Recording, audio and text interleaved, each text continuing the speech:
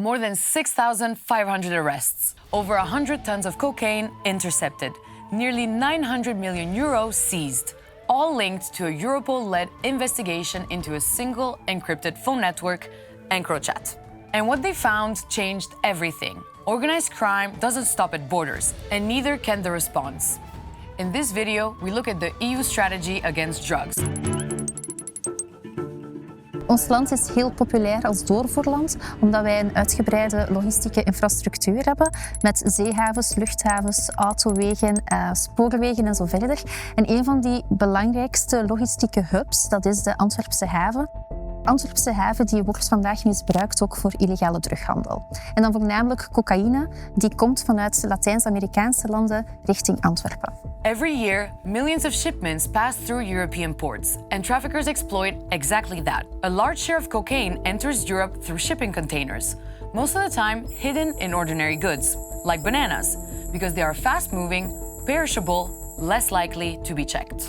Containers die komen van Latijns-Amerika, die worden onderworpen aan een risicoanalyse en hoogrisicocontainers gaan wij scannen. Elke Mobix die hier rondrijdt, 60% daarvan is betaald door de Europese Unie. We stellen toch wel vast dat dat zijn effect gehad heeft. Every interception means lost profits for criminal networks, disrupted supply chains, and new intelligence for investigators. The goal is not just to seize drugs, it is to disrupt the business model of organized crime.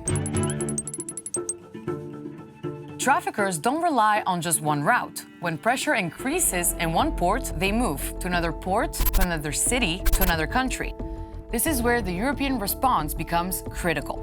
Criminal networks operate across borders, so the response must operate across borders too. Through Europol, investigators from different countries can combine intelligence, track the same network across multiple jurisdictions, and coordinate simultaneous operations. That means criminal groups can no longer rely on national borders to protect them. Instead of isolated arrests and seizures, authorities can dismantle entire networks operating across Europe. At the same time, the EU also coordinates with Latin American authorities to disrupt trafficking routes before shipments even reach European ports. But there's another angle.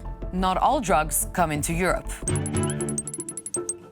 More and more are produced inside Europe. Synthetic drug labs can be hidden in ordinary buildings, and they are harder to detect, but the EU is adapting, not only by stopping drugs, but by stopping the chemicals used to make them.